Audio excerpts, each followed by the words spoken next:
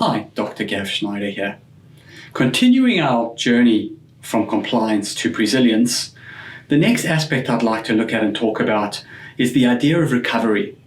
No matter how well we plan and no matter how effectively we try and prepare ourselves, because the world we live in and operate in is VUCA, volatile, uncertain, complex, and ambiguous, things may happen that we are not prepared for.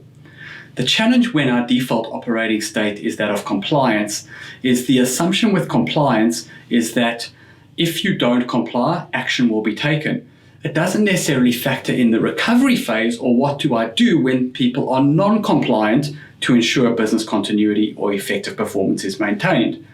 As we move into the idea of resilience, we do have this idea of recovery embedded, but the challenge then is that usually the focus on recovery is about returning to where I was before the incident happened. It's about bouncing back to where I was on the assumption that where I was might have been a good place or an effective operating state. We know the best evolution, the best innovation, and the best personal growth actually comes out of hardship. There's amazing learnings that can happen when things go wrong. And this is where fail-forward mentality is absolutely critical to a Presilience mindset. So the Presilience default setting is not how do I bounce back to where I was, but in essence it's how do I always bounce back better? How am I going to recover in a way that was more effective and takes into account lessons learned from the experiences we've had?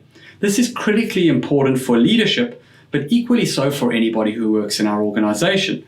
If we can develop a fail-forward and a continual learning mentality in our businesses, in our organizations, even in our family units and within our own life performance activities, we are far more likely to continue to grow and improve.